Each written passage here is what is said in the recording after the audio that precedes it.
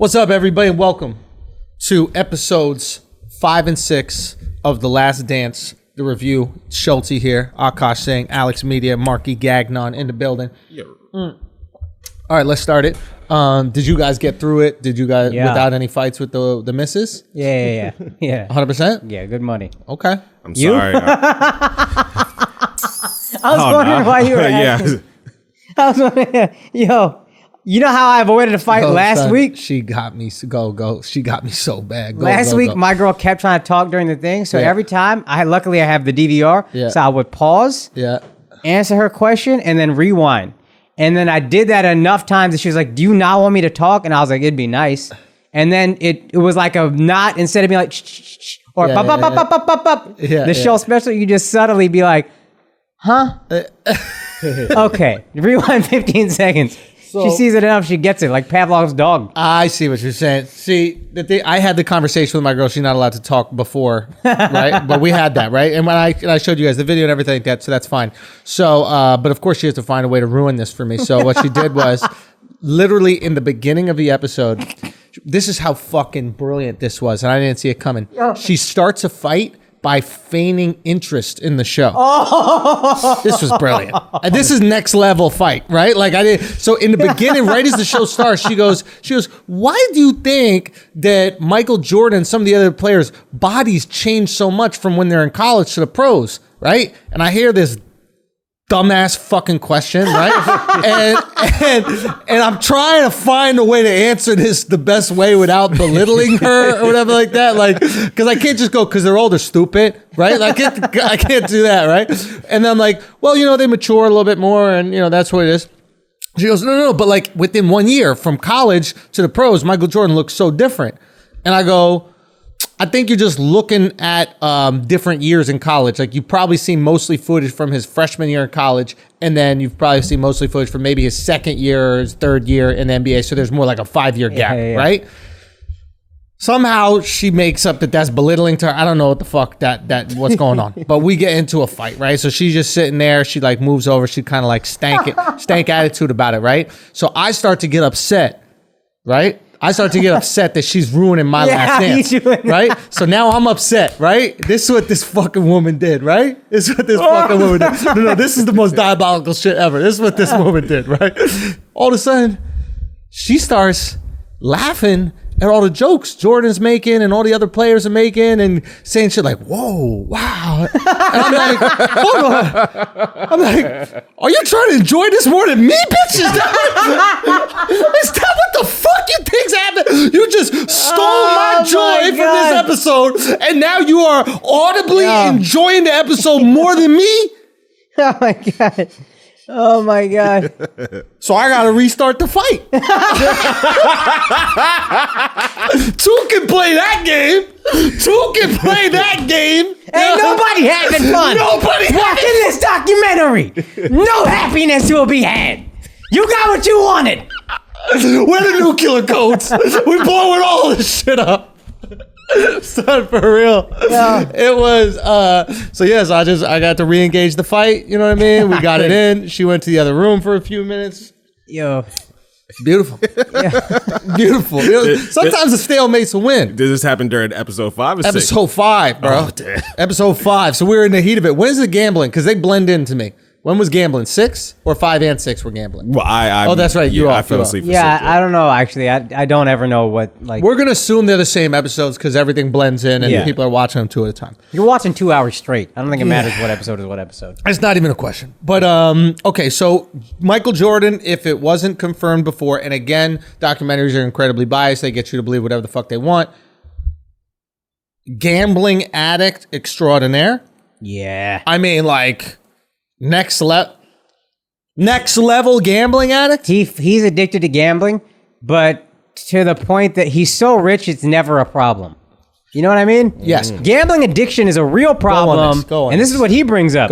He's like, he doesn't think he's an addict because he's like, my wife hasn't left me. I'm not in financial trouble. Never been in financial trouble. My parents aren't having interventions with me because he's so fucking rich that he doesn't bet that. So he's like, addicted to it to the point where it doesn't interfere with any of his day-to-day money. It is interesting because, like, let's say, some successful guy's wife likes to buy bags and shoes and all this kind of stuff. Arguably, you could say that they spend and lose way more money on all those items than, or even if they spend and lose the same amount of money, when you're buying a bag or shoes, there's no chance you're going to win. Right? Like, there's no shot whatsoever that if you buy that bag, all of a sudden you're going to get 3 more bags. Right? Yeah. So it's just a loss. It's just an expense. It brings that woman joy. It's like, you got to include that part. No. But for Jordan, gambling brings joy. But that's just to him. Yeah, when your girl buys a bag, are you happy? Well, she buying that shit with your money. If a girl, let's say Venus Williams or Serena Williams, that got all the money in the world, if they want to just buy a bunch of frivolous shit with their money, that's cool and we allow that. Yeah. But when it comes to gambling, we don't. And I assume it's because we've seen the addiction side of gambling. Yeah. Right? And it's like, yes, Jordan was probably a gambling addict. Maybe he is probably a gambling addict. But like you said, he had the money to float it. Yeah. And it's not a habit that affected his play, right? Maybe it affected his like marriage and home life, but I assume that he was so locked into sports that like that also affected it. Yeah. But it is a kind of interesting thing. Gambling is like, what makes it bad? Is it when you lose your house, it's bad? Yeah, it's just like alcohol. Alcohol is bad because there's alcoholics. Gambling is bad because there's gambling addicts. But Jordan is this example of an alcoholic that can function. He's a functioning gambling addict. He's a functioning alcoholic. He's a functioning smoker. The guy's smoking cigars every fucking day his last year. Have we noticed oh, you didn't see the episode. Every clip of him his last season, he's smoking a cigar. Yeah. Dennis Rodman comes in. Hey, can I have a cigar? Camera crew's in there. Hey, this is just me smoking a cigar. Hey, I'm on the golf course smoking a cigar. Now, what do you think that's about? Mid-season. I think your point was brought up at the first episodes where it's like you're dealing with so much pressure. Yeah. There's got to be some kind of release. And I think gambling is that. I think drinking is that. I think smoking a cigar is that. Being like Mike sucks a lot. Overall, it's net positive probably, but like there's a lot of shit about it that sucks. It's constant pressure. Yeah. And I want to get to this later, but he had the line where he said, if I could do it all again, I wouldn't be a role model. He said either I don't know if I'd be a role model or I wouldn't be a role model. Oh, when did he say that? Maybe my girl was bitching about something. He said that toward the end, and that was, again, something I wanted to bring up later in the podcast, but it was something I thought of. Would you rather be, whole life so far, Chuch or Mike? I think we both say Mike because we need the ring, but there's no doubt Chuch has a more fun life. He's free. Let me throw another one at you. Who'd you rather be, Mike or Chuch, if he won a ring? It's not even close. And if he got the ring off of Mike. Oh, not even close. And that series, man, I've been a Chuch fan always. Maybe I just always liked assholes, but I was rooting for them that series. And that came so close to going 7 games. 7th game would have been in Phoenix. They still probably would have lost, but that was a closer series than people realize. Wait, wasn't it there? Because didn't Game 6 and 7 were in Phoenix. And then Game 6, John Paxson, they're down 4 with 40 seconds left. 4. Jordan hits a layup. Then they're down 2 with like 14 seconds left. Paxson hits a 3. Right. Kevin Johnson, if I remember correctly, airballs a layup. And then the Bulls win in 6. But if Paxson doesn't hit that 3, Suns win, we go 7. Back. I love what Jordan said. I'm only bringing one suit. Yeah, so dope. That's a fire line. So dope. And low key, there is something that's going on in your mental. Yeah. This was after the game 5 loss. Okay. In Chicago. Okay. He gets on Flame in front of everybody, and he's like, I just want to let y'all know, I'm only bringing one suit. Now, there's 2 games left. Potentially in Phoenix. But he's like, I'm not even bringing clothing for the next game. And that's hard. Low key. That's hard. But think about it. If you pack 2 suits. Yeah. On in like some part of your subconscious, you're going, we could lose. Yeah. You're letting that enter, right? Yeah. Some part of your subconscious is going, we might not win this game. Yeah. And the second that idea is in there, if you let that breathe a little bit, you're in, the fourth quarter, you're down by 8. You're like, I got another suit. The most impressive thing about Jordan all the way through has just been supreme confidence. I knew if we play our best game and they play their best game, we're going to win. There's never a moment of doubt throughout this entire thing where he said, I thought they were the better team. I didn't think we were going to. Every time I knew we were better. I knew we were going to win. Game 1 against the Lakers, we lost, but I knew we played badly. And then They were like, we were relieved. Oh, we're the better team. We just played badly. And they smashed them game 2, 3, 4. Yeah. It's like the way you pack for road trips.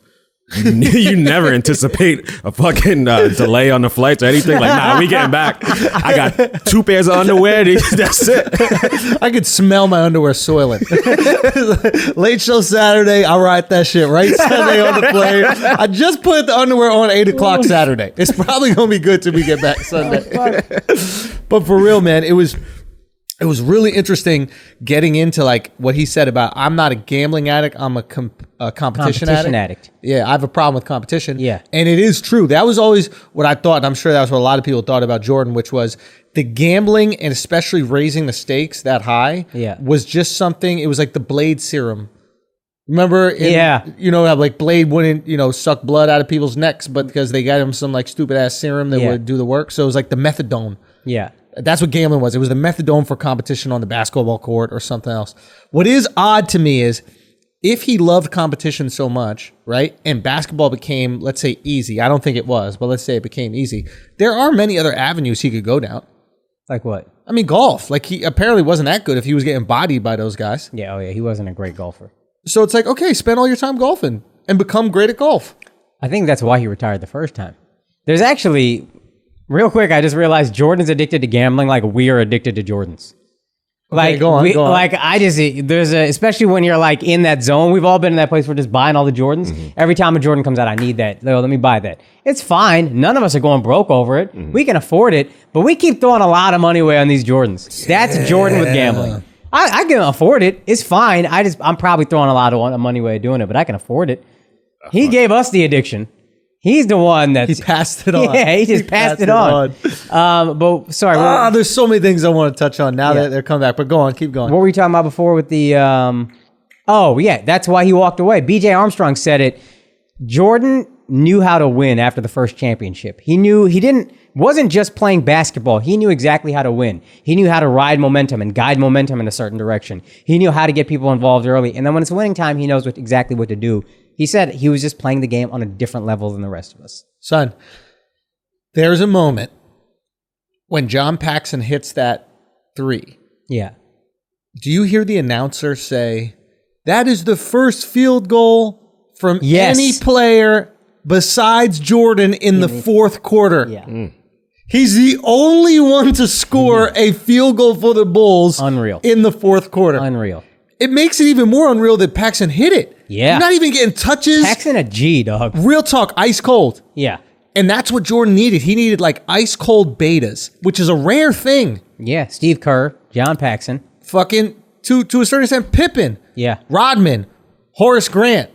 Well, Horace might have had a little ego himself, but like these are guys who were betas, but ice cold about it. They weren't affected. And you know who fits perfectly in that? Tony Kukoc. Yeah.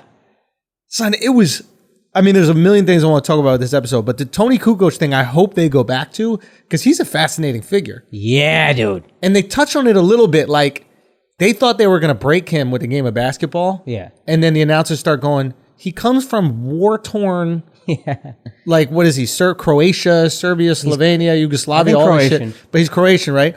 And he's like, he's coming from a place of war where he chose to stay and play more years there. Yeah. Because he didn't want to leave his family during the war. Yeah. He chose to stay in the war. And then he plays one game where he gets locked up by Pippen and Jordan in the Olympics. And then Pippen and Jordan think that that's going to break him. Yeah. Chuck is like, I don't even know if he's going to want to come to the NBA. Pippen is like, if he can't handle that, he might not be ready for the NBA. And then in the finals game, he hooped. And Kukoc was like, yeah, I just didn't know that's what we were doing. I didn't know we were doing all that. I didn't know y'all hated me like that. I thought we was playing. Yeah. And everybody's logging in on me. Okay, all right, I'll be ready next time. And that's what he was just like. He said it. He goes, okay, I see what it is. But then the next game, we'll play ball or something like that. He was just, I think he was just annoyed more than like haunted by it. He was just like, yo, what the fuck, guys? Y'all didn't let me know. Y'all are going to win. You're the dream team, right? We're a bunch of people with all consonants in our name.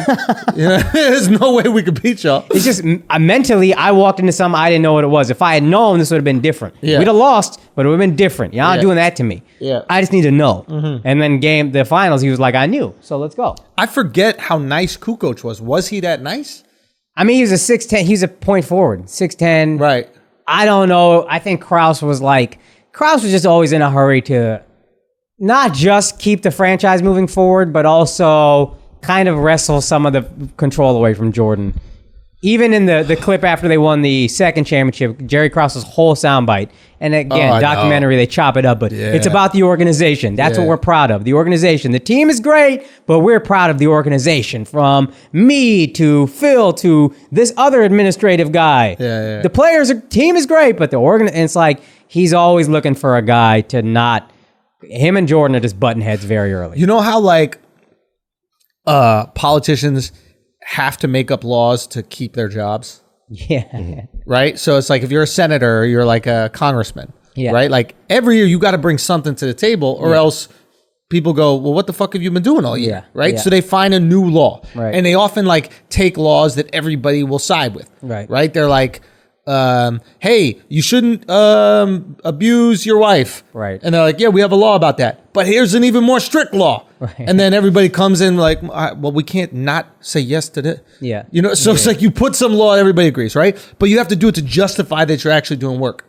I wonder if Krause, as a GM who has this massive ego, felt the only way I get any credit is if I make some crazy trade for Scotty. The only way I get credit is if I find a way to get Oakley out of here and get these big pieces in to help Michael win.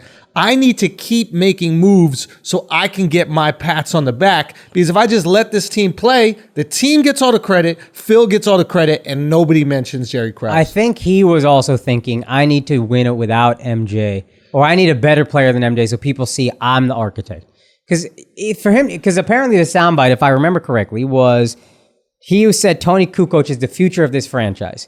If you say that in 1998... He didn't say that, but somebody said he said that. Fair. Right. If he said that in 1998, cool. If you say that in 1992 when Jordan is 29 and Pippen is 27, 26, the future is right now. Yeah. The future is 8 years from now when you're talking about we got to pass the torch, 7 years, 5, whatever it is. Yeah. You guys just repeated. You are in the present. He is starting to be considered the greatest ever pretty widely. Yeah. There's no future. This is the future. So this is a guy that's going to, this guy's going to come in, really help the team. He's going to fit in perfectly. He's going to help Scotty and Mike. They're going to love having him here. If you say it like that, everybody's ego is down. Everybody's guard is down. Krause did Kukoc no favors with, this is the guy. Yo, and this is me giving Krause credit because I'm playing devil's advocate, you know, obviously. But maybe Krause on some level knew how to motivate Jordan. Maybe he's like, the way you get the most out of Jordan is you second guess him. The way you get the most out of Jordan is you create an enemy. So I know Jordan is going to bust his ass to prove that he's the alpha of a team if I put my money behind Kukoc, right? And not my money, my support, etc. A guy like Pippen, that might break him emotionally, right? He might get angry, he might sit down, etc. But a guy like Jordan is like, no, I'm going to show you who the fucking dude is. Yeah. I would believe that if he said it ever after Jordan retired. And yeah, that's true. Maybe he didn't. Because there was a lot of years where he could have been like, listen, I know I said a lot of shit to Jordan. I also know Jordan's motivation. And we still would have been skeptical, but he never said it. What if that comes out in a memoir? Could, but I just feel like if you're alive at some point, you would say it. And he had to know he's going to die pretty quickly. I mean, because you got to find ways to motivate Jordan. Yo. Have we talked about Actually, this? no, you don't have to find ways. Jordan will motivate himself. Jordan will always find the slight. Yeah. He will find a He slight. will create the slight. Yeah. They said that Drexler is like me, so now I have to beat him. The illest soundbite was Danny Ainge saying, I knew it was over in that series because they were comparing Jordan and Mike and Jordan was being deferential. Jordan and Clyde. Yeah. And Jordan was being very deferential. He was saying all the right things, and that's when I knew we were done. Jordan saying all the right things is the most dangerous Jordan because you know in his mind what's happening. Danny Ainge knew Jordan. Remember, they were in the 86 playoffs, they were playing golf together when it was Celtics and Bulls. So they're like friends. Yeah. And so he was like, I know this guy. And the second he's saying, Clyde is a really good player, in his mind, he's saying, I'm going to fucking kill this guy. Like, that's the more dangerous Jordan than we're not on the same level, guys. Come on. The alpha. The alpha. I loved it. I loved it. He is the fucking, the alpha. I can't think of a more alpha predator, on earth, son. Bro. He is crazy. He wants all the smoke. He wants it all. He wants all the smoke at any point in time. And we're hopping around a lot, but again, a line I wrote down that was like, this was the fucking line, maybe the documentary that I heard Jordan say was in that scrimmage, Team USA, when it's Magic Johnson and Charles Barkley on one squad, and then Jordan's Jordan's team on another, and they're going at it, and they're jawing, and Magic Johnson is getting in Mike's ear, and they're down 8, and then Jordan scores 10 straight, and then they're talking back and forth, and Magic says some shit to Mike, and Mike just says, "This is the 90s." Oh, okay. This is the 90s. That's all Mike says. And Magic's like, what does that mean? He goes, this is the 90s. Michael is letting Magic know, y'all were the 80s. This is the 90s. This is my fucking time now. It's over. That's the most alpha shit to say ever to Magic Johnson and Larry Bird on the same court. This is it. Y'all are done. Y'all are the past. This is my time now. So this motherfucker has some amazing bars.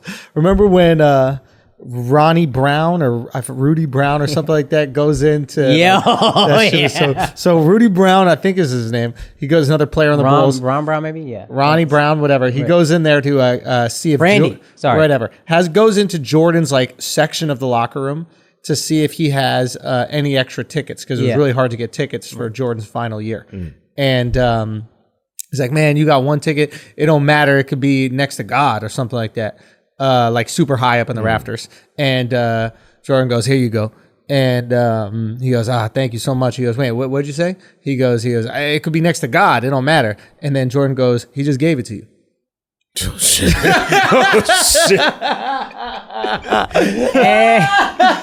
And then immediately he's like, don't put that in the documentary. Don't put that in. Because he knows. Oh, shit. Okay, a few things I want to make sure we touch on. I'm going to say them now so we don't forget. I want to make sure we touch on the Republicans buy sneakers too. Yeah. I want to make sure we touch on IT and whether he was left off the Dream Team because of Jordan or not. And I think there was one more thing, and maybe it will come to me. I wrote a couple things down. Let's start with the IT. Isaiah Thomas believes to this day that he was left off of the Dream Team because Jordan didn't want him on the team. Yeah. The way Jordan retells the story is also one more thing I want to touch about the Atlantic City trip during the playoffs with the Knicks. But so the way Jordan tells the story is Rod Thorne calls him, who I guess was the head of basketball operations, calls him. He goes, hey, we want you to be on the Dream Team. The pros are going to play. He goes, who's going to be on the team? And then apparently Rod Thorne goes, the guy you're thinking of is not going to be on. Right. Mm-hmm. And the way that they shaped the story is that there are multiple players that had a problem with Isaiah. Yeah. And they just didn't want to be with him for a few weeks if they didn't have to. Yeah. And I mean, I find it interesting that multiple players had a problem with Isaiah and not Jordan. Jordan was just as competitive. I'm sure Jordan wanted to break motherfuckers' wills just as much. Maybe Isaiah wasn't good enough for how annoying he was. Yeah. Where Jordan was, you just had to respect him. But it seemed to me, and it could be biased, again, we're watching a documentary, it seemed to me that could have been how it went down, that Isaiah had soured his relationship with several of the players that would be on the team, and for the betterment of the team and the experience there, they're like, why don't we just take that one bad apple out, everybody else gets along. We talked about this a little bit on the Patreon. First of all, difference between Isaiah and MJ. Isaiah's team was physically brutal. Mm-hmm. Michael was a fucking mercenary killer, mentally, verbally destroy you asshole. Isaiah was an asshole, and everybody behind him would hurt you. And it's like, but that's not on Isaiah. It's not on Isaiah, but he's the leader of that, and also probably fucked that whole team. There's no other Pistons on that team, except the one guy who probably could have vouched for him and got him on the team. The head coach of the fucking Dream Team is Chuck Daly. Also head coach of the Pistons. So that's who was head coach. So if it's just one guy. No longer head coach. Yeah, okay. Was head coach of the Pistons. Yeah. So if it's just one guy who seems to have a pretty good relationship with Mike, because I think he shook Mike's hand in 91. Mike's going to remember that, or 89, 90, whatever.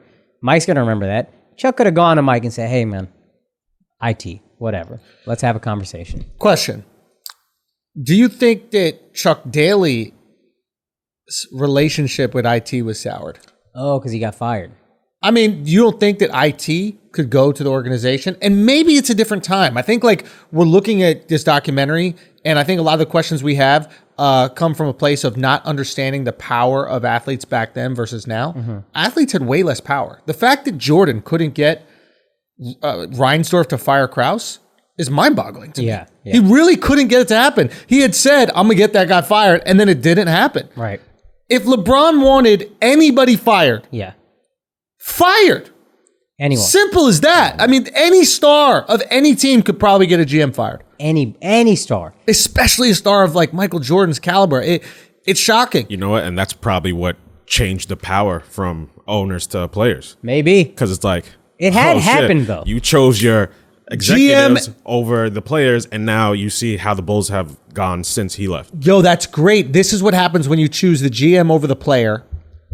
The player leaves the fucking league twice when the league needs him. Yeah.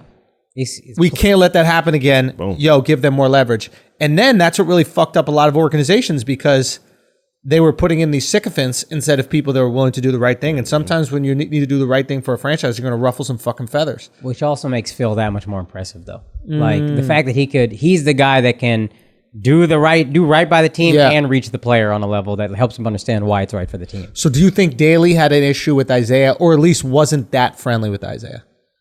I think maybe there had been some strain. Maybe Isaiah thought, maybe I don't personally dislike him, but maybe he's not the direction we need to go to win. I want to get back to the promised land. Son, they're going to win no matter what. They know going in there they're going to win. It's not even a question. I kind of think the players didn't respect IT as much.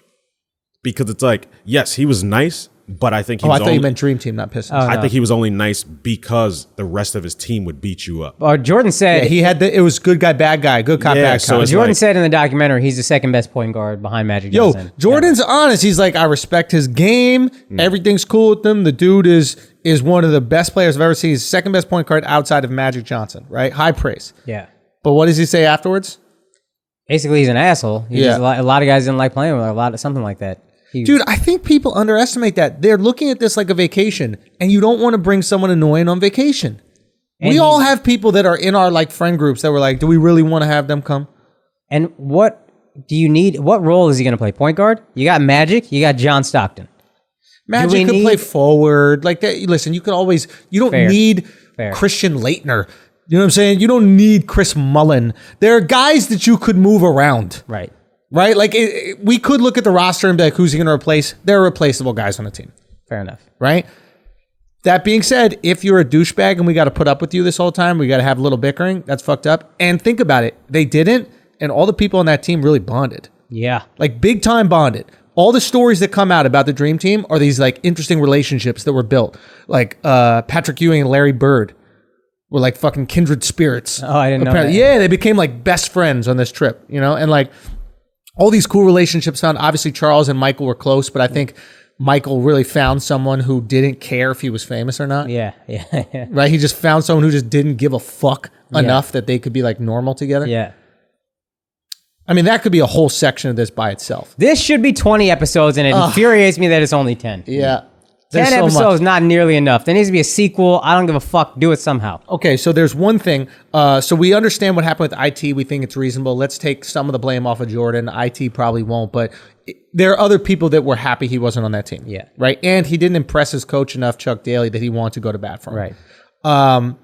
Next question. Republicans, and I thought this was an amazing part of this documentary and so fucking cool. And like, part of me really admires Jordan for having the balls to do this. Yeah, break this part down. Okay. So the line about Republicans buy sneakers too, that we've all heard about Michael Jordan, right? Comes from a North Carolina election where a guy was running for governor. Yes. I believe his name is Helms, and he was running against this guy named Gant. Helms was like this fucking racist white guy. He was running for his fourth term, and Gant was a black guy, right?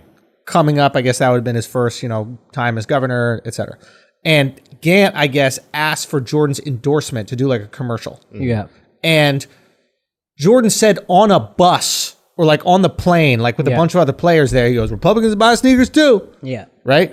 These two episodes are really interesting because you get into Jordan's business mind a little bit. Yeah. There was the whole like Reebok thing. Yeah.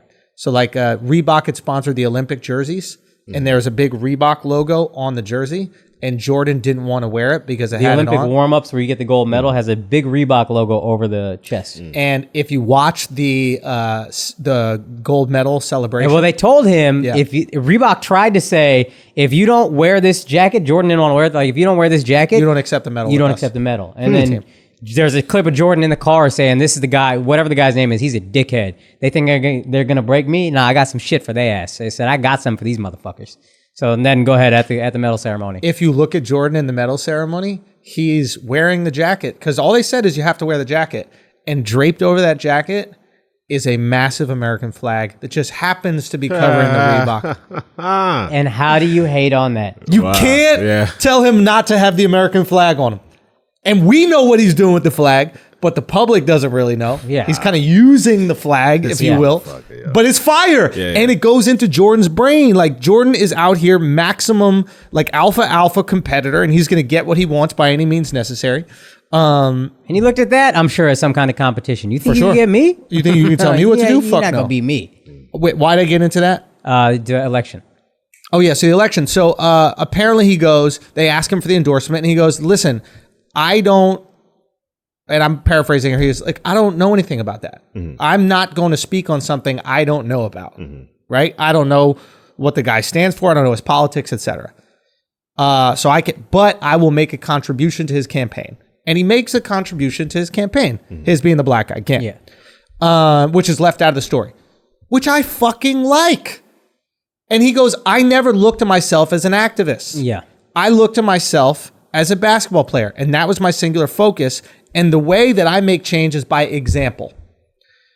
It is really, really interesting because there's always this pressure on black people, and Barack Obama summarizes it perfectly on the show, right? He goes, that black people are looked at as great crossover stars as long as they don't get too political. Right. As long as they don't ruffle too many feathers, etc. They're universally accepted. And the second you get into politics and start becoming an activist, then you could separate. Everybody in San Francisco loves Colin Kaepernick, even when he's not playing great, until all of a sudden he starts taking a knee, and that's, who the fuck is this guy? He can't play ball, this, that, the other. I thought it was incredibly brave of Michael Jordan to do that. You know what's going to come with it. You know the cost of it. And I know there's a lot of people listening right now. It's like, you have a responsibility to stand up for your race, to stand up for these things. And I agree with you. I completely agree with you. I'll never be able to understand it as I stand here as like a white guy, and I'm coming from a majority where I don't need to every second I get represent whiteness. That being said, does he have a greater impact as Michael Jordan, the superstar, than Michael Jordan, the activist? I think so. Are there any activists in his era? I'm not talking about Martin Luther King. I'm not talking about Malcolm X. I'm talking about in Michael Jordan era and afterwards. Are there any activists that have had the global impact Michael Jordan has had? You could argue Muhammad Ali, and that's the guy. His era, though. In the 80s, no, I don't know. Who was really political in the 80s? I don't know what athletes were political. Now you would say LeBron. Jesse Jackson. I mean, there's tons of athlete, like celebrity-wise. It wasn't a time. I'm not talking about celebs. I'm talking about any activist, politician, etc. Jesse Jackson, I guess. Did he create as much change? Oh, no. Nobody created change that Jordan created. So at the end of the day, if the goal is create change, and he goes about it by not being political and potentially alienating half the country, if he simply just goes about, I'm going to go show by example what I can do. It's like, you don't think that there was a few kids of racists that grew up idolizing Michael Jordan and had a really hard time hating black people because their fucking hero, their god, was this black guy? I would argue you could find it. And Jordan, again, is a brilliant guy. He could find the way to be like, this guy's just whatever. We just can't stand for racism. This guy said some racist things. It's a little weird, though, because Jordan has the reputation of not being on really the side of the people. He's always just been like, hey, all I care about is making money. And I thought he's always stayed out of politics, has never really donated, never really tried, never gives back that much. He doesn't want to alienate people by speaking. He'll donate money. Behind the scenes. And that's why the black community kind of like looked down. I'm like, yo, you can bring about so much change with your power, and you refuse to do it because you don't want to hurt Andrew's yourself. argument is, and this may be Jordan's too, I make the most change by not alienating people with opinions that could alienate them. I'm going to play basketball at the highest level, supreme athlete, the greatest ever, quite possibly, and then you will worship me, and then you will probably, hopefully, rethink some of your views. Hopefully. I got a comic friend, and I won't say his name, but he happens to be Mormon, right? Mm-hmm. Devout Mormon. He's fucking hilarious, right? Only reason I'm not saying his name because I don't know if he would want me to say this publicly, right? But he never speaks about being Mormon. He just goes out there and tells fucking hilarious jokes. Clean, hilarious jokes. And hilarious jokes. Mm. And I asked him, I was like, why don't you ever talk about, like, you could be the biggest Mormon guy ever. Like, they would come out for you and, like, this would be... He goes, I do more for the community by not talking about it. I go, what do you mean? He goes, I normalize it. When people just come out and see me and they don't feel like it has to be a Mormon thing, it's just, hey, I'm going to see a comic. The next time you see a Mormon person, you're not going to look at them like some weird cult. You're not going to say, that's a Mormon. What's a Mormon? I've never met a Mormon. You're like, oh, that dude. Oh, yeah, I think he's Mormon. That's the idea. Yeah. That's it. And look, whether it works or not, who knows? But it is one way of going about it. And we'll never know if Michael Jordan was politically activated, if he would have created more change, because we can't go back. Yeah. But it is undeniable that he has created change and has created, I mean, he was the most beloved figure in the world. A black American man, the most beloved figure in the world. Yeah. There has to be a certain amount of progress attached to that. For sure. I'm sure it's attached to it, but it's still without him doing anything. So it's like, it's just the fact that he was such a great player and people idolize him, and that's what does it. He's not actually doing anything. I don't know one way or the other, and I don't think we can know. To Andrew's point, his whole thing, when he even talked about the marketing of his sneakers, essentially he goes, all I wanted to focus on is being the greatest player ever. That was the marketing for my sneakers. So I could, and that's sneakers, that's directly his bottom line, his main source of income. Yeah. So you could also argue his logic would be, if I want to make any change, so societally, the best thing I can do is focus on my craft. And that will bleed into everything else. He was singularly focused on his craft, and that fed everything else. And he says that exact line. Now, the one thing I thought was interesting, because I do look at it like, you could have said something. But one thing that I noticed was the only one who seemed to have like an understanding of what he was going through was Barack. Barack gave him some sympathy in this. He said something like, Michael was still figuring out who he was as a man or something like that. And that's a lot to figure out at such a young age. Barack is the only, there are 3 people on earth who would understand what Michael Jordan was going through at that time. It's Barack, it's Michael Jordan, it's maybe Oprah. And low key, Barack, and I don't know enough about Oprah to say, but like Barack, I'm sure black people, the second he got into office, want him to get in office and be like, all right, first thing we're doing, everybody gets the 40 acres and a mule. That's what we wanted. You know what I mean? Like, we didn't get it. I mean, Patrice had that funny joke about everybody gets a white slave. I have a white slave by now. You know what I mean? Like, and now, he also knew, he couldn't do that because the biggest fear of all those white people that weren't going to vote for him was the second he gets in office, everybody's getting a white slave. Yeah. So he understood that responsibility. And I would say by him being black and being president of the United States of America, that alone, even if he does nothing else, that alone has such an impact on little kids growing up, realizing that they could reach the highest, level of power in the entire world if they want to. Like that itself, showing is oftentimes better than telling, because telling, while we agree and it's sweet and it's nourishing, you know what I mean? It's like you go to a church service or any of these things. I've been to plenty of the churches and I feel great when I walk out, right? It's like candy. It's like you're chewing it. You're like, I feel positive. I want to hug people. Everything's great. And then a few hours later, you're like, okay, that goes away. Maybe the next day you forgot all about it. Showing doesn't go away. Telling goes away. Showing is always there. I can't be president of the United States. That guy was. Why can't you? Well, it's different. That guy was. Yeah. And I hear what you say. And I think Barack is the only one that gets the weight and the pressure of, what the fuck am I supposed to do? How do I navigate this? White people are going to be alienated if I do this. Black people are going to feel alienated if I do this. I'm damned if I do, damned if I don't. Yeah. That pressure has got to be so fucking crazy. If you're Jordan in the 80s or Barack in the aughts trying to be president, like that has got to be, and it seemed like Barack was the only person that really got what Mike was going through as I watched it. Yeah.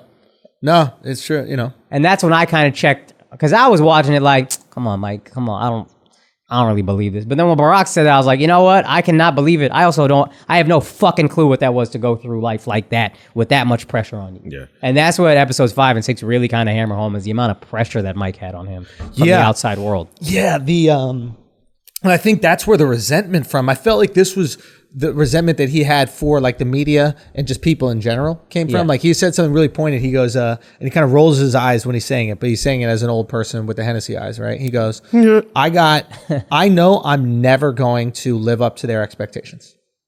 He goes, you're never going to do what people want. Some people want this, some people want that. You will always let them down. So you can't, your goal can't be to make them happy. Because there will always be a group let down. If I support Gantt, then the Republicans are upset. If I don't do anything, then the Democrats are upset or whatever. It doesn't matter what it is. So there'll always be somebody unhappy. And he didn't realize that till he got knocked off the pedestal. Yeah. He didn't realize that till he started to feel the criticism. Of course he was a media darling when the media loves you. Yeah. You go in there and talk to the media and they're like, great game, Michael. You're awesome, Michael. You're the truth. It's your league, Michael. You love talking to them. Yeah. But when you go up there and every question is, so are you a gambling addict? How much money do you owe to Esquinas? Yeah. How much money do you owe to the Jerry Curl? To the Jerry Curl guys. He had bad luck against Jerry Curls. The black guy and the white guy in the locker room. The white security guard that took his $20. That white security guard was hilarious. When he Jordan shrugged him after taking his money. Did you see? Oh my God. This guy's a legend. And this is again how competitive Jordan is. They're playing a game. He's playing a game with security, a competition where you try to throw a quarter and get it as close to a wall. Without touching the wall. Without 8 feet away. Get it as close to the wall as you can without touching the wall. And it's just, they're putting... I just got to stop you. That's really having money where it's like, you come up with anything you can to gamble on, son. Like that. The fucking security guards that were with him. He's playing with security guards, not players. Oh my God. And the security guards are bodying him. Yeah. Oh, they're playing for just 20? 20, but to them... I thought he wouldn't even play it unless it's like 20 big money. back They can't then, afford the security guard. I know that, but I mean... But think about 20 back then is like, it's at least 100 now. At least 100. I don't think that's... No. Yeah. I don't think that's... I don't think inflation 20 in the that 80s? much, That's 40 years ago. It's 98, first of all. Oh, word. You're right. Son, how much is 20 back then, though? You didn't even go 84 when he's a rookie. Yeah. And he, first of all, doesn't drink, smoke, gamble. You went back to 80, son. Yo, they really got to get into when he started drinking, smoking, and gambling. Something happened. I want that. There's a couple things they're not explaining. First of all, very basic thing from last episode I forgot to bring up. I want to know why the fuck against the Lakers he went up and under on that one play that everybody, the highlight where he's going up with his right hand and then comes down with his left and spins it off. Flex on you, for nigga. what? That's why. Yeah, I want him to say it. Nobody blocking him. I need to know. Was it just, hey, you know what? Fuck all you guys. I thought that too, because he could have just went up. Yeah. He just had to like. Come on, y'all. That's obvious. Magic left some AIDS on that fucking rim. He's like, I ain't dunking on that shit. You out of your mind? Fuck that. Also, $20 in the 90s is about $40 in purchasing power today. Yeah, that's kind of what I figured. Now look at the 80s. This kind of he's like, so that got to be $100. Also, yo, you want to know something? I almost went with 200. I almost went with 200, bro. Yeah, you I almost went with 200, bro. 244 I can't wait till I'm old so I can do that to my kids. That's how that shit happens. You know, parents are like, well, now you get a Snickers for a nickel. Yeah. Oh, fuck. I've been thinking about this the whole time. The smoking and drinking. No, that's I say that's during the podcast only. Okay. But him smoking, drinking, whatever. And there's a scene in '98 where I guess I don't know what's going on. Him and Scotty, after a win, they got to like 60 wins or whatever. Yeah. They're drinking beer with Phil. Yeah. Just drinking a beer right after the game. Mm-hmm. And then Michael's like, back when I was a rookie, they used to smoke cigarettes at halftime. Drink during halftime. They get them from the coach. Whatever. And he's drinking his beer, but then the second he walks outside, it's like 250 media people all waiting for him. Mike's right in his face. I mean, it's a fucking sea of people. And the first question, so is this your last game here? And it's like, man, fuck. Can you imagine? Well, you would need to drink just to deal with that. I wonder if, yes, you're 100% right. I wonder if he did that on purpose because he enjoyed the attention and he enjoyed the power. Making the organization wonder if it's his last year. Make the organization do whatever he wants. You know, bend the knee completely because they're like, we got to be nice to Michael. Mm-hmm. I mean, maybe he looked at, real talk, maybe he didn't trust Krause. Maybe he looked at the way Krause treated Pippen. He looked at the way Krause treated other players on the team. He's like, if I lock myself down for another 6 years, 7 years, 8 years, 10 years, then they could do whatever the fuck they want with me. They could dangle me as a carrot for trades. They could completely ignore all my demands because they got me locked in. The only way I can maintain leverage here is if I sign these 1 year deals or 2 year deals, whatever he did. Those last 2 years were 2 year deals, maybe? I think 1 year. 1 year each. 1 year deals. So if I sign these short deals, kind of like what LeBron was doing. 100%. Right? That's how I maintain leverage with this organization because they're not going to fucking fire this fat fuck, Jerry Krause. So what I'll do is make Krause do whatever I say. kind of a smart move, but then you got to deal with the cost of that. No, but to your point about wanting people to wait and whatever, I think you said this on another episode. You think he knew he was going to retire? There's a scene in this, I don't know, episode 6 or 5, but the camera crew comes into his hotel room and he's laid out on the couch smoking a cigar and he's like, this is not a life you envy. This is the only privacy that I get is in this hotel room before you motherfuckers whining, came in. more whining. More Motherfucker loves whining, bro. But he's crying, but he does say, I will not miss this. And I'm done with this and I will not miss it. And I think he might have been saying, I know I'm gonna retire. I'm done. Yeah. I'm done. But that's what I'm thinking you hear whispers of. You hold it over everybody's head because you kind of like the drama. These guys all like drama. LeBron loves drama. Mike loves drama. They love the attention. They love that, holding it over people's head, like you said. They love something about it that is, you're going to wonder all year. It's a power move.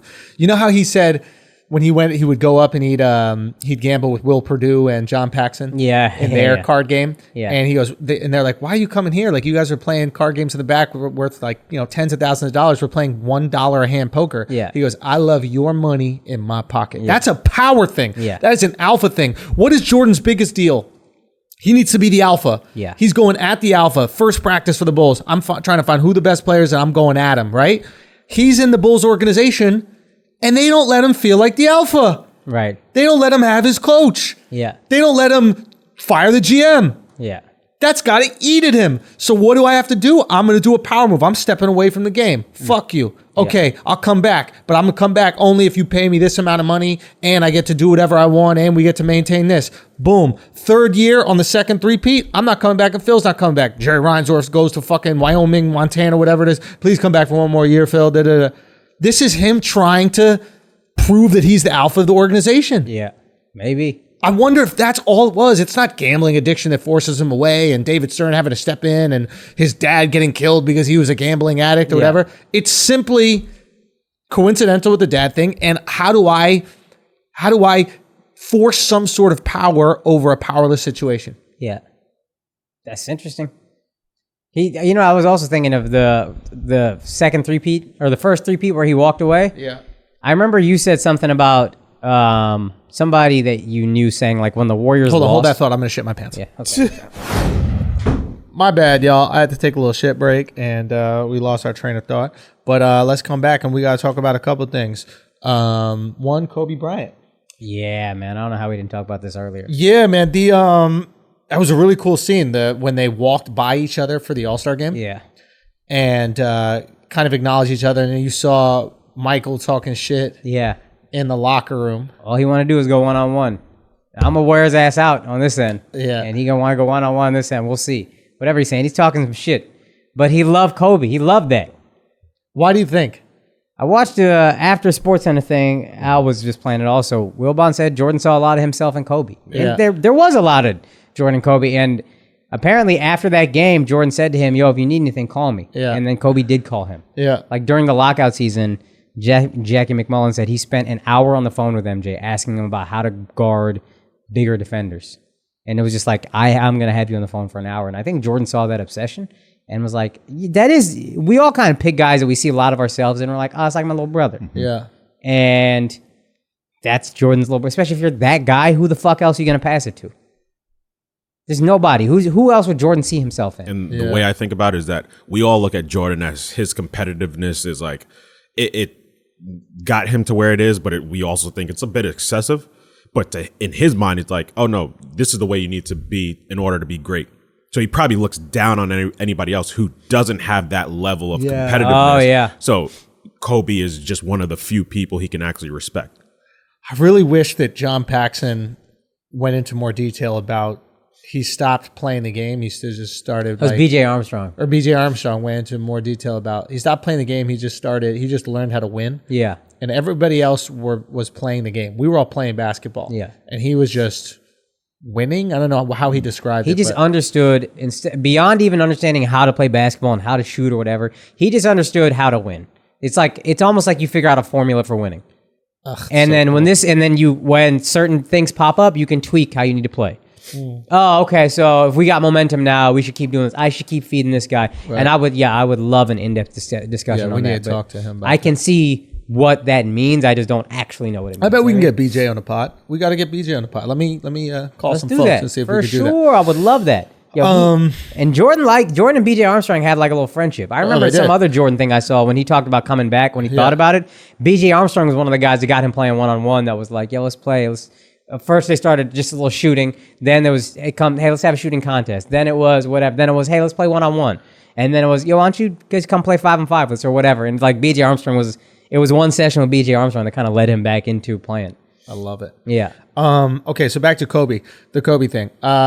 It's so fucking sad, man. Yeah. Like you forget because of Corona that we lost Kobe. Yeah. You know what I mean? But just fucking we lost Kobe, dude. Yeah. And then this is a reminder that, man, fuck, it just hurts to watch Kobe in this thing. Yeah. But it was cool to also see him acknowledge how much he loved Jordan. Even though we all knew it, I hadn't heard him verbally say it. Yeah, how much credit he gives Jordan for where he is or was. And he's like, I hate when people say, like, you could be Jordan one-on-one, because he couldn't have, but you could be Jordan one-on-one. He's like, well, I got so much of who I am from Jordan. I don't have 5 championships without Michael Jordan's guidance. It was like crazy to hear him say. Wow. Yeah, Wow, Kobe was a much more well-adjusted Jordan. Oh, yeah. I think... I don't know for certain, but I don't think Kobe had the same gambling issues. No. So yeah, maybe he was like fucking some hoes on the side or whatever, but who isn't in the NBA? I mean, find me the NBA player that's favorite. Come on, Tom. But I don't respect you if you don't. Yeah, like, what are you wasting this for? But I feel like he was more well adjusted, and not in terms of maybe relationships. Like it seemed like Michael had more relationships. They could be frivolous, but they were more of them. Yeah. Right? Like, you know, he had Ron Harper and he had these other guys that were kind of like, you know, lapdogs to him in a lot of ways. But at the same time, like, he had a funny camaraderie with them. I didn't really see Kobe having that with any of his teammates. Like, you'd hear about friendships, you hear about Derek Fisher, you'd hear about other guys, but like, how close are we really talking? I don't know. To what we were saying earlier about Kobe and MJ, nobody knew they had any kind of relationship until the eulogy. No, I'm not talking about Kobe. So, but I'm saying Kobe's friendships. Maybe you just have no idea who Kobe's friends with, and then you find out, oh, this guy's got a strong relationship with this person. You just had no fucking clue. Kind of like with MJ. Okay. We hadn't. If it wasn't for the eulogy, we would have watched. If Kobe was still alive, we'd have watched this documentary. Like, what the fuck? Kobe and Mike talked all the time? Right. What? Right. I was blown away when I heard MJ's eulogy. And it's maybe Kobe's the guy who just like, yeah, I got friendships. I just don't talk about it ever. You'd think Which you'd know is kind of about odd, but whatever. Or you'd think one of those people would be able to tell a story about him that didn't involve working out. Right? true. Like, that's the only story you ever hear about. You don't deserve my sneakers. Take them off. These kinds of things you hear about Kobe. Yeah. Which is something MJ would say, wouldn't he? Oh, God. 100%. I mean, let's talk about that. And then maybe we can wrap this up unless there's other things that you want to tap into. Fair. But the 5-minute Nike Jordan commercial that just popped up in the beginning of episode, I believe it was 5. Yeah. Just out of nowhere, there's just an endorsement. Yeah. For Air Jordan. And that's all it was. It really had nothing to do with the documentary. And I think it was baked into the agreement where Jordan was like, okay, I'll do this shit. There's a few things that we need to do. Yeah. Right? We need to clean up this. We need to make sure it doesn't look like I kept Isaiah off the team. We need to make them look like the bad guys. And you need to plug the Jordan 1s, which I just happen to be releasing this week or whatever the fuck it is, right? I think another Jordan 1 release came out. Yeah. Every weekend, another Jordan comes out. But this week was the 1s, right? Was it the Chicago No, ones? I think it was the Fire 5s. Last week was the 5s. No, it was just Well, the Saturday. they dropped the drawing or whatever as episode 1 premiered. That's when they had like a whatever, and then they released them Saturday. I copped okay. it. Doesn't matter. Point is like he had to bake that into the deal. But I mean, you also can't. To be fair, you can't discuss Jordan without discussing Jordans. You can do it without it being that blatant. It felt like one of the things, like you're watching Sopranos, you know, and like every time someone picks up a Coke and drinks out of it, they're like, yeah. I did I did find myself hoping that meant they were re-releasing the Chicago ones. Also, I'm sorry to interrupt, but like, you know how they eat Snickers in commercials? Like no one would ever eat Snickers the sideways way. Like you bite into a Snickers like this. In commercials, they bite into it. How do you do it? Do it again? Shut up. And, like imagine this is the Snickers. Yeah. This is how you would eat a Snickers, right? In the commercials, they eat it like that. They eat it the sideways, tall way. Yeah. Put it in your mouth. Let me see what that looks like. Anyway, go on. What were you saying?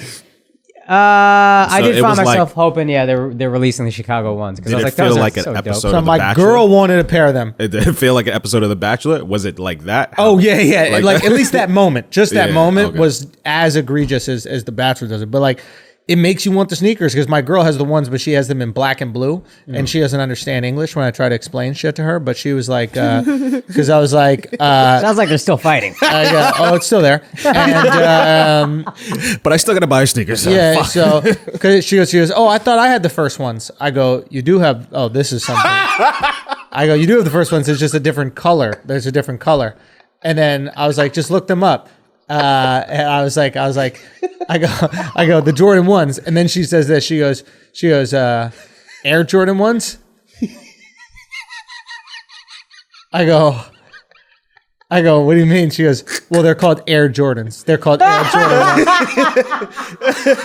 Bro, we're at the stage of our quarantine where like, dude, when she corrected me on Air Jordan ones, dude, that was crazy. But we're at the stage of our relationship. This is some real shit. I mean, this is some real shit. We're at the stage of our relationship where we're pretty good to each other. We're like polite to each other. So there aren't that many opportunities to fight. Yeah. So we have to take advantage of any moment we get. Like, for example, like, let's say one of us drops something and it makes a loud noise. We'll react big to that, right? Like, so like I'll like move a plate and it like drops into the sink, and then she'll be like, Jesus, Andrew, calm down, relax, hey, just relax. Like everything has gotten out through these little things. I'll like bang my bike getting into the fucking elevator. Like the bike doesn't fit in the elevator. Of course it's gonna bang. And then she'll be like, hey, you gotta be careful. Like I'm not trying to be careful. Like I want to slam the fucking bike into the elevator. I'm sort of kind of doing it, but it's only do you know what I'm saying? it's only on me because I'll she do that not shit. doing nothing? So if there's a noise, I'll be like, be careful, be careful, be careful. I don't know what the fuck It is doesn't going matter on. what the but I'm noise just like, is. and I know doesn't it bothers her too, and I'm just like, be careful. Yo, she put ice into my glass. She put ice into the glass, and there was nothing in the glass, and she kind of put it in and like hit the glass kind of hard, and I was like, yo, just calm down a little bit. That's how badly I needed something passive aggressive. That I was like, yo, you're gonna chip the glass. You need to calm down a little bit. Think about your stuff. Like everything, any criticism that you give right now has to be done with the idea that you're helping. Son, You know what I'm saying? Like, if the Brita isn't full, Yeah. I guess somebody was thirsty. yes, passive aggression to the max, bro. To the max. That's all it is. Everything. Oh, dude. It's fun though. That's Oh, like you my gotta little do it. enjoyment throughout the Oh day. yeah, I leave the dog out. She'll be like, "Did you bring the dog back to her sleeping thing?" I'm like, "Nah." She can sleep on the couch. I don't give a fuck where the dog sleeps. But she wants to sleep. She don't shit all over the house. Sometimes I'll see the shit on the ground. I'll just leave it I there. didn't know you had a dog, son. Yeah, I know. I did not either. I didn't know we got a dog either. I just found out the dog's a guy. So you had a dog all this time? Say what? You had a dog all this time, like throughout the entire quarantine? Yeah. Oh shit! Throughout our entire relationship. Big dog, small dog? What's Small dog. Oh, both of y'all are a bunch of pussies. Which is Oh yeah, we get a new one. We get a new dog, and the dog at home don't even know it. So every time the dog's like a dick to me, I'm like, "You thought, you thought, buddy." Wait, Mark, didn't you just get a fucking cat? No, we've had a cat. Oh, I cat think you said scratching on newest Mark's addition to something or something like I that. can't do we got cats, a cat though. like 3 years ago. Oh, But yeah, the cat's lit, bro. That's why Mark's off. Son, like, who gets suck, cats? son. Cat's the best animal. It's like Cats cat. are the worst, dog. That's why you come in scratched up. Cat's the Jordan of That's animals. their love. Son, no, it's not. Cat is a Michael Jordan animal. Cat's the bro. Marcus Jordan of animals.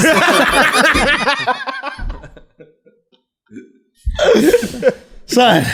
Anyway, so that's my passive aggression. You ain't got no passive aggression? No, dog? my girl keeps telling me to go to hell, and I keep telling her I'm already there. That's what we be doing. I'll say something she don't like, just go to hell, and then I'll lean in real hard, and I'll go, I'm already there. That sounds a little serious there. That's it. No passive aggression. come on. nothing. Straight up aggression. We be telling her you're my greatest enemy. I'm like, my mortal enemy. But I be telling her at the podcast, and she's like, "Thank God." What caused it? What caused it? I felt that shit today, son. I gave her a kiss goodbye, and on the kiss, I was like, "I'm free. I is free. Massa is no longer Massa no more. I is free." I walked out my room. It was like I crossed a Mason-Dixon line. Bro. That's how I felt. That bike is your Harriet Tubman. That bike is my Underground Railroad. Every day you leave the studio is like Juneteenth all over again. Lincoln frees me. The Lincoln Tunnel frees me. Let's say this for flagrant. Bro, we get too flagrant. We get too flagrant. Oh, fuck. But no other passive aggression, bro? Nah, aggression. Mark, you ain't got no passive aggression with your girl? Yeah, no, 100%. What you doing? Yesterday, she was like, I feel like, I don't know, like, are you bored of me? I go, yeah. That's not passive Where's aggression. this passive? That's not passive aggression. That's just aggression. Yeah, maybe that's just aggression. Yeah, I just fixed Mark is a dick, son. I was like, how would I not be bored? Like, are you bored of me? She's like, yeah, I guess I am bored of you. I was like, yeah, we've been together all month. I've seen 6 people in 30 days. Son, they just moved in together. Oh, yeah, Shit, it's bad. niggas already y'all got bored of- roommates. You got other people to talk to. We ain't got nobody else to talk to. No, I don't have any roommates. Oh, they're gone? Yeah, they're on the farm. Oh, shit. So now Y'all I'm just fucked like, up. I've seen 6 people in 30 days. Like, yeah, It's tough. Son, I I'm fucking getting bored. open the window just so I can hear the people below me on their terrace. What y'all talking about? Y'all talk to me. Everybody. Son, why do you think I bought VR? Now I'm with them. So I just went and fixed the bike yesterday. Yeah. There was nothing wrong with the bike. So I'm missing one peg, but everything's fine. Bro, I just like, babe, I'm gonna go fix the peg because the pegs are easy for you to ride on. She's like, it's really okay. I'm like, it's better for you if you ride with pegs. It's dangerous without pegs. I went to fix the peg. I went to fix the bike. I'm on the West Side Highway where the bike shop is. I see the bike shop approaching, and I'm like, I'm gonna take the long way. And I just bike up, and the bike shop's on like 10th Street. I just bike up to like 42nd Street. God damn. Son, mad far. I just went for it. Wind in my hair. I felt so I fucking know that was free, good. so liberated, dude. That was good. Oh, it was beautiful. I had my Sam Cooke. I had my Sam Cooke in. What was the song? Having a party. Da-na-na-na-na-na. You having your own little party on that motorcycle? Oh, dude, it was so good. Oh, fuck. Anyway, we'll keep more. Probably this is more flagrancy. We're going to flagrant. Akash, any other points that really touch you within? Or Do you think Jordan really almost signed with Adidas? He wanted to sign with Adidas? I think he definitely did. And then Adidas just didn't have their shit together, and then they lost Jordan? Yeah, I think it was so hard to predict. Like, it's easy to look back and be like, these guys are fucking idiots. But I don't think anybody knew what type of like maniacal winner. You didn't Jordan know. was. So he was going to sign with Adidas before the Nike. He wanted. He won, but they didn't want it. His mom made him go to the Nike meeting. He didn't even want to go to the Nike meeting. His mom was like, you go fly out with these guys, go take this meeting. Nike was like an upstart company at the time, but it would not have worked as well. And his fucking agent, I see why he kept his agent around this whole time. Yeah. His agent said Nike's running technology at the time was called the Air cushioning system or whatever. Yeah. Michael Jordan plays in the Air Jordan. Air Jordan is so fucking perfect. Yeah, it is. There's nothing any other company can do that will be Air Jordan. Yeah. Air Adidas, you can't do Air. You don't have Air technology. It's Nike. There's nothing. So Air Jordan was like, that was just that's exactly how it's supposed to be. Even though we're learning now that all these air bubbles in sneakers are horrible for your fucking so feet bad. and back. The and worst everything. possible fucking thing. Didn't we say you could this ever like have. 2 years ago on the podcast? Yeah. Air bubble bullshit. We got an episode. Air bubble bullshit. That's right. Yeah. Yeah. You would never have an air pillow. Yeah. An air mattress is uncomfortable. Everything about air is bad. Yeah. Yeah. But, you know. Shout out to course. Jordan. Do you think Run DMC had anything to do with his desire to go with Adidas? Like, because they had the biggest sneaker contract, and like I don't know how much like individuals or groups had power over like sportswear, like footwear at that time. I think I remember inside the NBA they were talking about sneakers, and then the sneakers that I think Kenny Smith wanted and Chris Webber, they were both some Adidas sneakers. I forget what they were called, like Pro something. Pro, but like Adidas was like the cool company, I think. Right. Converse is who had a lot of the people, but I think the underground cool shit was like the Adidas. And he's asking you if you think Run This DMC, Run DMC? is what made it that way. I think in '83 they did the contract with like the Superstar or whatever that chunky sneaker is, and they had that song My Adidas. Like, I know they had my Adidas. 100%. and I wonder if that 100%. impacted Jordan's. I mean, I assume that Adidas had already like touched the culture, and that's why they wanted to be part of them. And, like, people were probably wearing Adidas. It was probably a cool sneaker at the time, and then the most popular rap band starts wearing them, and like it becomes a part of their outfit. Yeah. They're in the Adidas jumpsuits. It really became part of the culture, and like Jordan was a part of the culture. He was a product of that generation. So yeah, maybe that was it. I guess so. Yeah, I didn't even think about that. Thank God he never did. I know, dude. It's a whole different. I know, dude. Whole different world. They could really do a whole documentary about Jordan through the sneakers if they wanted to, like, and how each sneaker affected and why they chose to do the 2s, the 3s, the 4s, They have a the book 5s. that I remember reading a long time ago. It's like kind of a Jordan documentary, or Jordan like autobiography. It's much more about the sneakers. It's quick. It's a quick read. I forget what it's called, but Tinker Hatfield like talks about all the sneakers or whatever. I think Jordan almost left after the 2s. Yeah, because he hated them. 2s were trash. It's like Super Mario. And then apparently he almost left. I think he wanted to leave after that, and he was going to have a meeting to see what the 3s were. And he was playing golf with his dad, and he was like an hour late to the meeting because he was like, I'm not going to this fucking meeting. I'm done with these guys. And his dad was like, honor your word. Go to the meeting. So glad because those 3s are fire. His dad and mom changed, like they made him a billionaire with those decisions. Whoa. It's true. Whoa. Isn't that crazy? Dolores Jordan is she's the sweetest lady on earth. GOAT, it seems man. like. That's fucking The GOAT. That's incredible. Anyway, y'all, this has been another episode of I guess the flagrant review of The Last Dance. We got 2 more of these, man. I'm sad. I'm gonna miss this. Bro, they need to do 10 more. Take 2 years, I don't care. Do 10 more. But We'll from figure the something success else of these, watch, there's going to be camera crews. Kobe's got a Last every Dance. fucking season. Yeah. They got one from they got one from Kobe's last season. Yeah. I don't think it's gonna be as good because Jordan won the title that year, and this is just a farewell. We're basically gonna watch that entire documentary to see Kobe drop 60 in the last game. Yeah. Yeah. Which we've already seen endless footage of. They almost need to push that back. They almost need to like wait 10 years until people have started to like 20. forget. Yeah, wait 20 years. This shit. Wait until people have started to forget who Kobe was and how great he was, and then do it not about the last season. Do his whole career. Well, And they'll then, do that probably. I'm sure they'll get It's going talked to be like about. this. Do it like this. Yeah, exact same exact format, but fucking wait. Like, remember when they did the 9/11 movie while the building was still falling down? The building hadn't even finished falling down yet, right? And they already got, what's my man's name? Not Kevin Costner. Who knows? Tom Hanks? Old Nah, white guy. what's the guy's name? We don't even remember which guy was in the fucking building. Yeah. And it's like, bro, we're still sad about this. I'm not watching this. Gone in fucking 60 movie yet. seconds. Nick Cage. Nick Cage. I didn't even know that came Nick Cage. But Son, like, you know how they much did the Captain Sully movie. Same thing. We already got a Captain Sully movie. Just fucking relax. You don't got to make the movie right away. Let's see if this moment in history is remembered, and then let's revisit it in the future. What if they made that movie about Captain Sully, then it turns out Captain Sully crashed that shit by accident on his own? It had nothing to do with geese. What if he was just drinking? It was like some Denzel Washington flight shit. Like, yeah, I was a little fucked up. I thought that was the ground. Turned out it was the river. My bad. You know what I'm saying? Like, we don't know what's going to happen. All right. Also, you think they're going to talk about that rape with the Kobe Bryant shit? Yes. I think they leave out the rape. They have to leave it out. Because the They rape, left he out kind of... his Jordan and his dad stuff. I seen a Kobe movie that he talked about it a little bit, like the cheating and all that. And Nah, he said- the rape is different because he admitted to the rape. He admitted that in the letter to her that he could see how it wasn't consensual.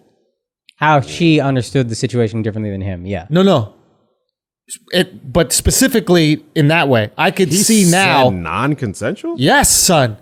Are you sure? Son, it's crazy. The letter is crazy. The fact that he rebounded Pull it from this up. is crazy. Some Nah, let's save this. Save All right, Flagrant. we're gonna save some. That's what I'm saying. If you do like a go through the career shit with him, you have to bring that up, and then he will be remembered for that, at least for another moment in time. Yeah. And he admits to understanding how she could feel that's what it was. He goes, in retrospect, now I see how she thought it was. Now, would you want that brought up? No, you leave it out. Leave that out. All right, that's it. Peace.